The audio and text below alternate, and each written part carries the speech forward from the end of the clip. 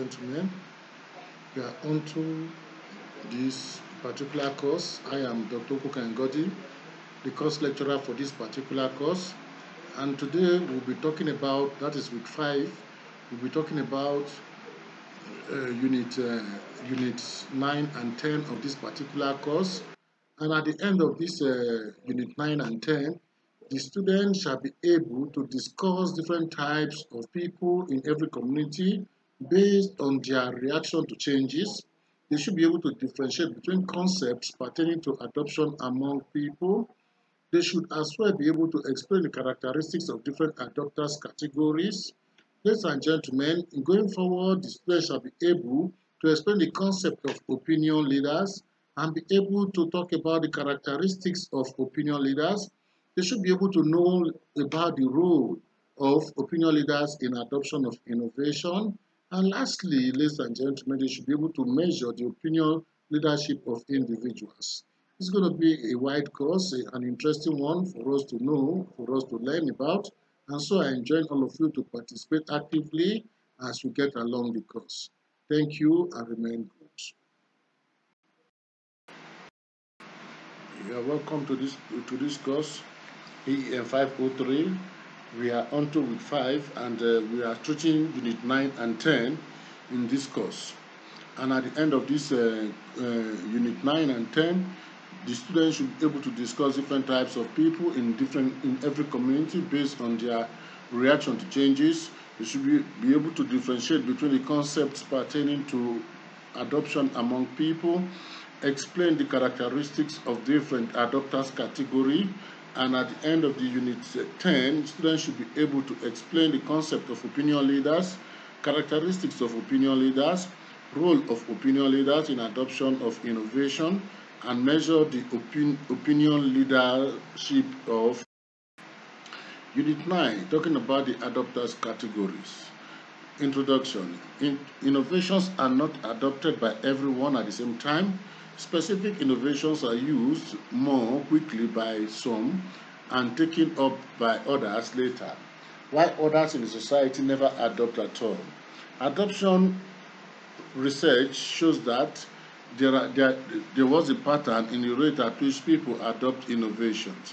It is inferred that some adopt early while some adopt late. Adoption researchers classified people into 5 concepts pertaining to adoption among people. It is necessary to clarify certain concepts pertaining to adoption among people. And these concepts are adoption rate, speed of adoption, and innovative. Adoption rate. Adoption rate is the third area in the diffusion of innovations that involves time. Adoption of innovation is slow and gradual at the start. This is evident with media literacy. However, there is a change in the climate and more schools are accepting media literacy as an integral part of the educational process.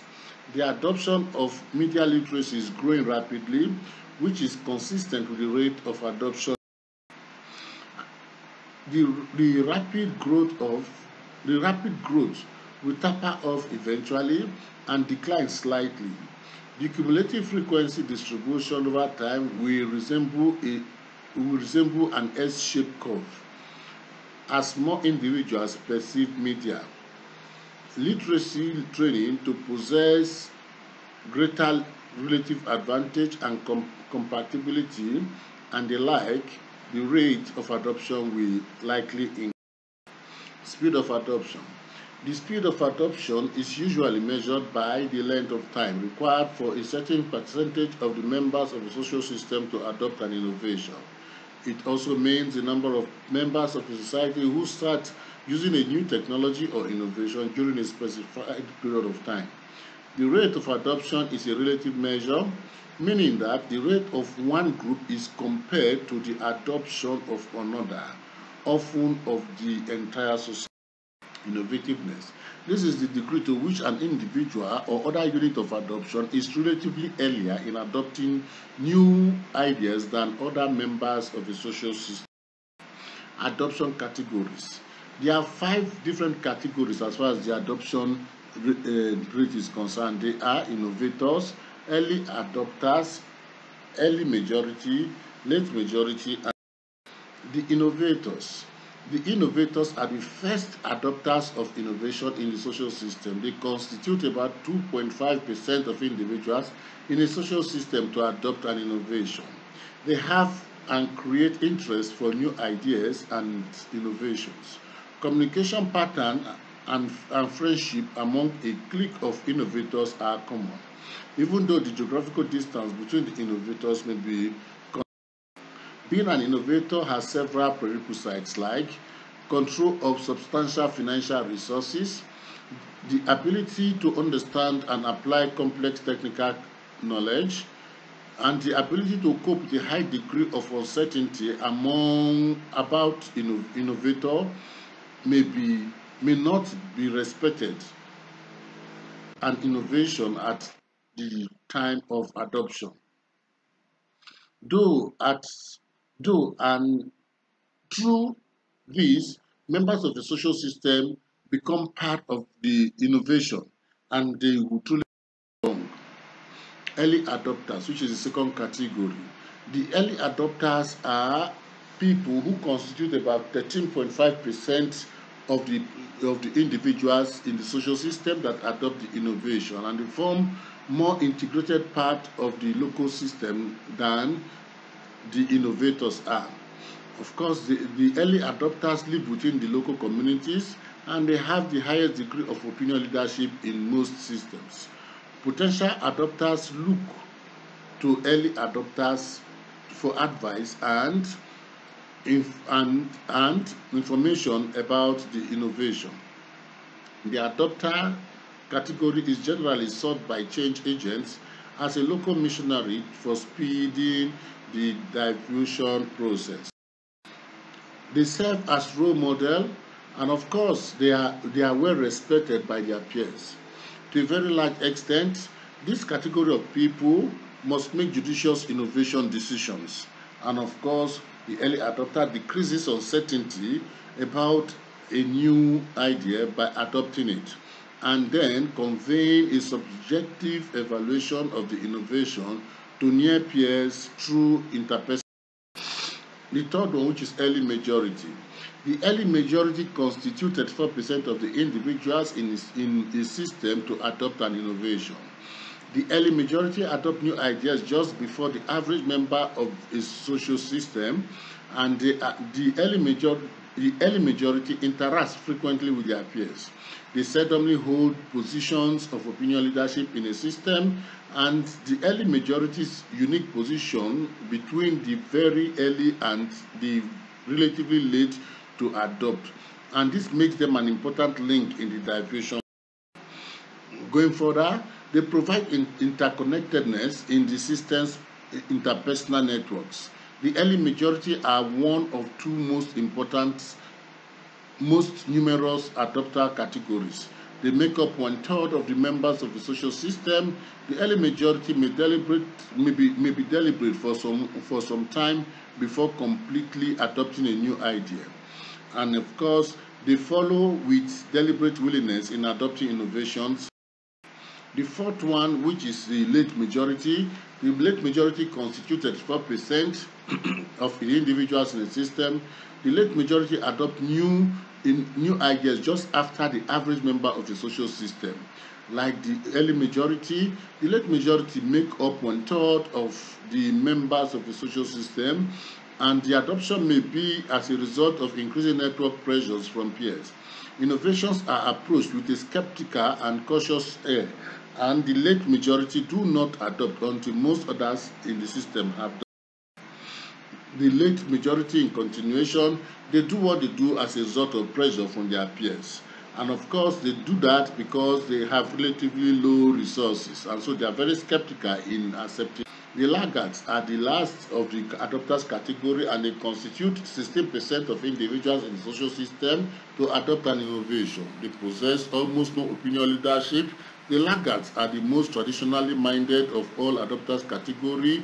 The laggards participation in the social system is very low, and they are very low in their education and contact with people, and of course exposure to The point of reference for the laggards is the past.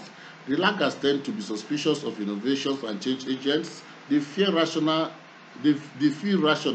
for their level of resistance because their resources are quite. Unit 10, opinion leadership. The key, talking about the introduction of opinion leadership, key aspect of understanding how the social system affects diffusion is that social systems have prestigious hierarchies. This is because some persons or organizations are more influential than others. To effectively gain adoption of a new technology, the change agent must know how to identify opinion leaders in the social system. With opinion leaders, innovation adoption is easier. Opinion leaders are informal leaders that are able to influence. Opinion leaders, in continuation, these opinion leaders are individuals who receive information from the media and pass it along to other members of the social system or their peers. The opinion leader is the agent who is an active media user and who interprets the meaning of media messages or content for lower-end media users. Typically, the opinion leader is held in high esteem by those who accept his or her characteristics of opinion leadership. The first there is they have external communication.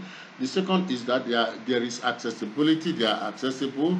The socio-economic characteristics of the opinion leaders are quite higher. The innovativeness is there because they are quite innovative and they conform to social norms as far as the measurement of opinion leadership. There are different methods used in 4 different methods used in measuring opinion leadership, and the first one here is a socioeconomic sociometric method, please. This sociometric method is a way of measuring the degree of relatedness among people. Measurement of relatedness can be useful not only in assessment of behavior within groups, but also for interventions to bring about positive change and for determining the extent of change. Sociometry can be a powerful tool for reducing conflict and improving communication. The second way of measuring opinion leadership is key informant rating. The key informant rating method is based on obtaining information over time from a community resident who is in a position to know the community, and of course the key informant rating process involves collect qualitative in-depth information from a wide range of people, collect information about a pressing issue or problem in the community, understand beliefs and motivations, understand sensitive topics, and get the story behind a participant. The third is the self-designating method, and the self-designating method involves the change agent to select individuals to identify themselves as being influential on school-related issues. The approach has an advantage of getting input or influence from community members, but also on the other hand, it has a disadvantage of having persons who might have, in one way or the other, over or underestimate their influences on others. This allows people's beliefs about their capabilities to produce designated levels of performance that exercise influence over events that affect their life. And the fourth is through observation. There is no substitute for observing social action within the community. Some opinion leaders are not located at the center of communication network, but prefer by their personality by others. Also, reputation can be misleading. Observation, because of course related to lodging, food, and travel, is the most expensive of the techniques described here, but it is also the most. Conclusion: the willingness to adopt an innovation varies among people in a given social system, and so through these social characteristics, it becomes very possible, it becomes easy for categories to be created among people. And going further, there are opinion leaders who are influential in spreading either positive or negative information about an innovation. and that is to say opinion leaders truly exist as far as our communities are. With that, we come to the end of this class, and here we have some tutor and marked assessment for the students to go through and have an idea about, and this will help in creating an in-depth knowledge to the course. I say thank you for